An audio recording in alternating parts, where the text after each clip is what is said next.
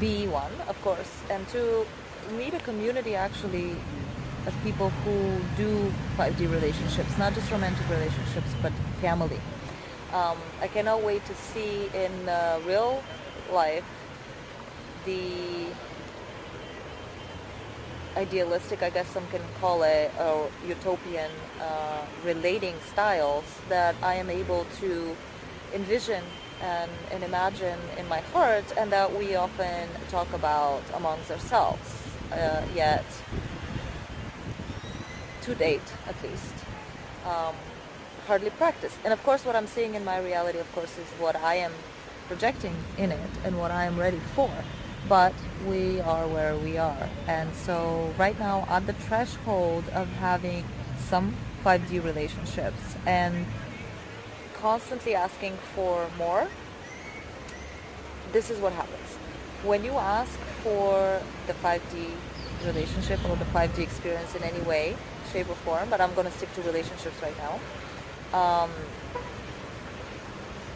you're also signing up for the cleansing of yourself. You have to graduate to that level. And what that means, it's not about it being a test. It's literally, you have to empty your vessel, your reality, your holographic projection inside with what you know how to do already, which is not 5D. And so you have to take out all the garbage, right? And clean your house before you can experience the next level. And that's not going to be pretty. Again, just like many other times that we level up, we gotta let go and pull out of ourselves a lot of ugly stuff. Now, no matter how many times it keeps happening, I still forget that. I seem to somehow forget that when I ask for more, the chances are there's gonna be crap that I never wanted to look at or deal with that's gonna first present itself and say, no problem, I'll give you more. You gotta make room first in your closet, right? You gotta take out all these old disgusting shoes that you've forgotten in the corner, and the pizza with maggots, under your roommate's bed. just gross. All of your dirty laundry. And in the field of relationships, that's gonna be triggers, and it's gonna be things like that. So we already know about that. That happens all the time. It's not fun, and it's not enjoyable, but it's kind of part of the prerequisites, I guess. After that, you have to actually be in a 5D relationship. From my personal experience, what I've had the pleasure to have so far is that you have to commit to the process. You have to first say, acknowledge inside yourself that this is going to hurt, that this is going to be brand new, that you do not know what you're doing, that you are at the very least at a teenager state again, where you're going to be fumbling around, embarrassing yourself, getting hurt, being massively confused, and both of you are in it, unless you're lucky and you have a partner who's already experienced 5D and they're willing to teach you. Which I think honestly would be rare, because by the time we graduate to this new level, we would not be in savior mode. So I don't know. I think everybody's karma is different. So the possibility of having someone who has already had 5D relationships, being willing to invite you into one and teach you, maybe it's possible. If you're that close to it. But if you are with another person or looking for another person who's also fumbling around in the dark, it's just really going to be like teenagerhood all over again, where we're learning how to kiss, we're learning all these new things. I think there's a lot of screaming going around. I can't tell because these guys are really soundproof, but I wanted to make it really quick. So, step number 1, commitment. Commitment to not freaking out and letting go of each other.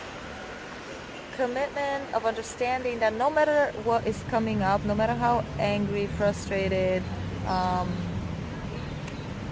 insulted, whatever flares up, that's good. Embrace it and actually be grateful for it. because the more stuff that's flaring up, the more you get to clean out those bunnies, right, in the corner and empty out your closet. So in a way, you want to go through that as fast as possible if your goal is to have a 5G relationship. And maybe it's worth to kind of define it, although definitions are stupid, pointless, because it will be different for everybody. But the way that I understand it, the way that I believe what it is a relationship beyond karma. So it means that you are not really burning through painful, dramatic childhood or past life issues with this particular partner.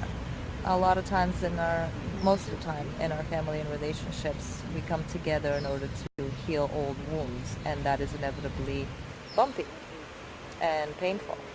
And the more awkward, weird, difficult, and painful a relationship is that we can't seem to walk away from, that is karma. Because you have enough reasons to be stuck together, to be attracted, pulled, magnetically pulled towards each other, and yet all of it can just suck in so many different ways.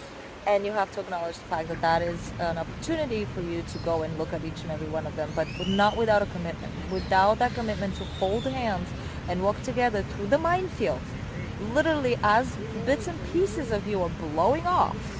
And they will, and they should, because, right, that's what you're trying to do. You're trying to clean yourself off of these bits and pieces that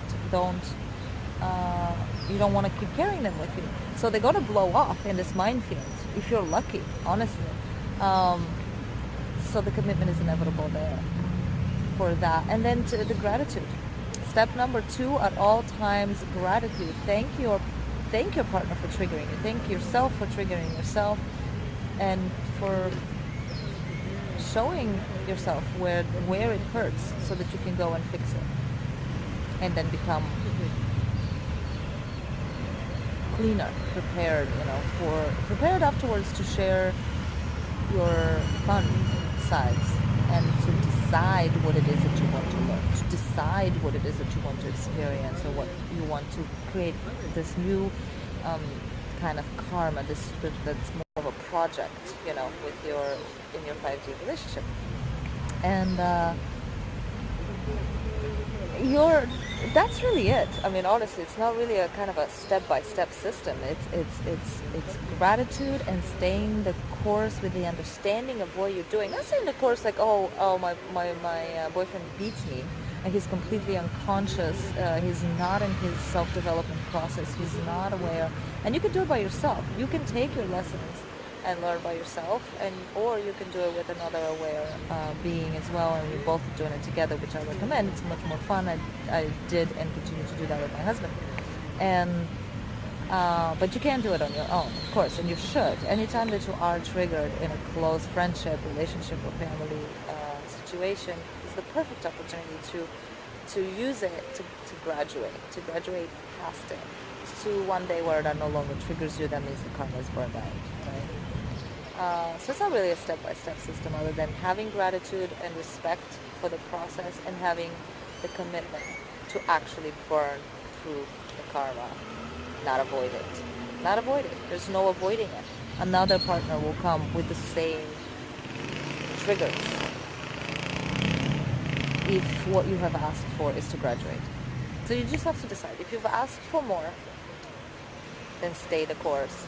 Walk the minefield of your own baggage, so that you can burn through it and be free of it on the other side. And however fast you can stomach, basically, to do this alone or together with your partner, that's what's going to differentiate one relationship from another. Commitment and gratitude, leaning into the process and going through the pain, acknowledging all of your triggers, acknowledging the difficulty, not ridiculing yourself or the other, God forbid. No.